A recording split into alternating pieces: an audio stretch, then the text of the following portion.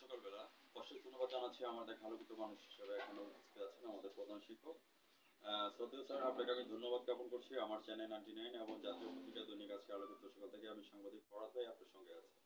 As well sir, আপনি এখানে join করাতে আপনার অনুভূতিটা কেমন লাগছে সেই সুবাদে স্যার আপনার অনুভূতির কথা তুলে ধরবেন। আমি সাংবাদিক ফরহাদ ভাই আপনার সঙ্গে আছি। সুনন্দন স্যার। ধন্যবাদ। আমি আজকে সাংবাদিক সম্মেলনে আপনাকে অশেষ অশেষ ধন্যবাদ। আপনি প্রত্যন্ত অঞ্চলে অজপাড়াগায় একটা প্রতিষ্ঠান, সেই প্রতিষ্ঠানের কিছু তথ্য তুলে ধরার জন্য আসাতে আমি আমাদের কর্তৃপক্ষ প্লাস প্রতিষ্ঠান শিক্ষক সকলের পক্ষ থেকে আন্তরিক অভিনন্দন। একটা প্রতিষ্ঠানের তিনটা মূল বিষয় হলো শিক্ষক, শিক্ষার্থী এবং অভিভাবক। তিনটা সমন্বয়ে যদি কাজ করা হয় তাহলে ওইখানে শিক্ষার মূল্যায়ন, মানগত, সেবামূলক সবটাই উন্নত হয়। এই পর্যায়ে আমি যখন প্রথম আসি 1998 সালে, এখানে শিক্ষার্থী ছিল মাত্র 193 জন। আল্লাহ চাইতো আজকে পর্যন্ত এই পদে আছি। এই স্কুল থেকে মিনিমাম 10 থেকে 12 জন ডাক্তার হয়েছেন, ইঞ্জিনিয়ার আছেন, ইউনিভার্সিটিগুলোতে ভালো ভালো রেজাল্ট করছেন। এখানে বিশেষ করে এখনো বর্তমানে আমাদের সদরে এবং শাহজালাল সিলেটে ডাক্তার কয়েকজন আছেন। তো এই পর্যায়ে আমরা মূল বিষয়টা হলো একজন অভিভাবক যদি সচেতন হয় এলাকার, তাইলেই কিন্তু একটা শিক্ষার্থীর তার মান। আমাদের কাছে সময় থাকে মাত্র 10টা থেকে 4টা পর্যন্ত, কিন্তু বাকি সময়টাই কিন্তু বাসায় থাকি। তো সবচেয়ে বড় কথা হলো আমরা শিক্ষার্থী যদি ভালো করার মন মানসিকতা, শিক্ষার উন্নয়নে শিক্ষকদের কোনো আন্তরিক ঘাটতি নেই, আন্তরিকভাবে তারা প্রচেষ্টা করে আছে। আর এই স্কুলটা অত্যন্ত এই নাজেহাল অবস্থায় একাডেমিক দিক দিয়ে, আমরা এই একাডেমিক দিক দিয়ে যথেষ্টভাবে অবহেলিত আছি। তারপরও এখানে বর্তমানে 790 জন শিক্ষার্থী আমাদের। তো বিশেষ করে আমাদের এই বিদ্যালয়ের যিনি প্রতিষ্ঠাতা ডক্টর এস.এম. জাহাঙ্গীর আলম, ওনার মায়ের নামে ওনার মামার বাড়িতে প্রতিষ্ঠানটি করেছেন। আমি ওনাকে আন্তরিক ধন্যবাদ জানাই এই এলাকার পক্ষ থেকে। উনি প্রতিষ্ঠানটি করাতে প্রত্যেক বছর আমাদের 170-80 জন করে প্রতিজন পরীক্ষার্থী এসএসসি পরীক্ষা অংশগ্রহণ করে এবং ভালো ফলাফল করে। যদি এই প্রতিষ্ঠানটি উনি না করতেন তাহলে এই অনেক 4 কিলোমিটার 5 কিলোমিটার বাইক টানলা দেওয়া পড়ালেখা কেউ করতো না। আর আমার স্কুলে আরেকটা সুযোগ হলো, এখানে 3 ভাগে মোট শিক্ষার্থীর 1/3 মেয়ে। এই দিক দিয়ে খুব আমরা মেয়েরা প্রত্যেকটা ক্লাসে ফার্স্ট, সেকেন্ড, থার্ড মেয়েরাই হয়। তো এখানে আমরা যতটুকু জানি এই এলাকার গার্ডিয়ানটা অনেকেই সচেতন।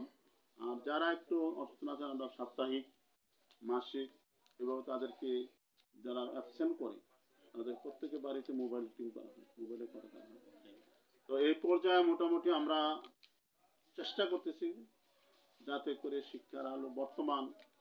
একটু আগেও আমি প্রত্যেকটা হলে পর্যবেক্ষণ করেছি। আজকে বার্ষিক পরীক্ষার প্রথম দিন বলছি যে আমাদের তো পরীক্ষার যে আজকের সিস্টেমটা গত 2 বছর ছিল না।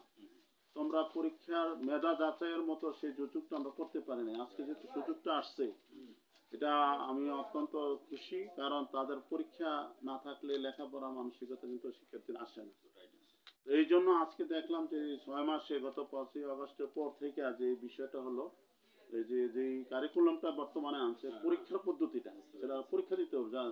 এই জায়গায় যাই আমরা যথেষ্ট সফলতা পাচ্ছি, ছেলেমেয়েরা টেবিলে বসার সুযোগ হয়েছে। তো আমি আপনাকে এখন ধন্যবাদ। আমার স্কুলের সবচেয়ে বড় দরকার হলো একটা ভবন। সবচেয়ে বড় দরকার ধরো আপনি দেখছেন যে টিনের গড়ে 200 হাত টিনের গড় এবং একের জরাজীর্ণ অবস্থায়। আমি শেখ রাসেল ল্যাব পাইছি, আপনার ল্যাবটা একটু আমি পরিদর্শন করে দেখে যাবেন। তো শেখ রাসেল ল্যাব পাইছি, এটা আইসিটি ভবন নাই। তারপরে আমাদের বিজ্ঞানাগার আমাদের স্কুল তহবিল থেকে করা হয়েছে, এই যে বাউন্ডারি আমাদের স্কুল তহবিল থেকে করা হয়েছে। এই সব মিলে আমরা শিক্ষকরা চেষ্টা করে যাচ্ছি বিদ্যালয়ের শিক্ষার মান উন্নয়নে এবং ভালো মানের শিক্ষা, বর্তমান যুগোপযোগী শিক্ষা সাথে দেশের সাথে বিশ্বায়নের সাথে তালমেল। আমি এই ব্যাপারে আপনার কাছে জানতে চাচ্ছি, বর্তমান কেয়ারটেকার সরকারের কাছে আপনার চাওয়া পাওয়া কি আছে? আমরা আসলে চাওয়ার তো একটাই বললাম যে একটা ভবন না হলে সে শ্রেণীকক্ষ সুষ্ঠু পাঠদানের বিষয়টা করা যায় না। যেন ল্যাব মাল্টিমিডিয়া ক্লাস চালু করা, তারপরে বিভিন্ন বিষয়গুলো আছে। আর বর্তমানের যুগে ছেলেমেয়েরা তো অত্যাধুনিক। তো এই হিসাবে আমরা শ্রেণীকক্ষের দিক দিয়ে অবকাঠামো কাঠামোর দিক দিয়ে যদি আমরা একটু ভবন পাই তাইলে আমরা সবচেয়ে বেশি সফলতা আসবে। আমরা বর্তমানে কেয়ারটেকার সরকার একটা সেবার দৃষ্টি আকর্ষণ করছি। 84 জানালা উচ্চ বিদ্যালয়, যেখান থেকে প্রতি বছরে ডাক্তার, ইঞ্জিনিয়ার এবং বিভিন্ন স্থান দখল করে আছে। তো সেই সুবাদে আমি স্যারকে একজন কিংবদন্তি হিসাবে বলবো, কারণ স্যারের হাত ধরে কিন্তু আজকে অনেক স্টুডেন্ট আজকে বিভিন্ন পর্যায়ের মধ্যে আছে। আজকে যদি ছোট ছোট চুনুপুটি স্কুলগুলিতে যদি আইসিটি ভবন যদি থাকতে পারে, তাহলে আমার দেখা আলোকিত কিংবদন্তি প্রধান শিক্ষক স্যারের কাছে আইসিটি ভবন থাকবে না, সেটা আমরা দৃষ্টি আকর্ষণ করছি কেয়ারটেকার সরকার, জেলা প্রশাসক এবং ইউনুস স্যারের কাছে। তো আমরা বলবো যে আমরা সাংবাদিক জাতির বিবেক এবং জাতির দর্পণ হয়ে কাজ করতে যাচ্ছি। তো সেই সুবাদে স্যার আপনাকে ধন্যবাদ জ্ঞাপন করছি আপনি মূল পয়েন্টটা তুলে ধরার জন্য। আপনাদেরকে ধন্যবাদ।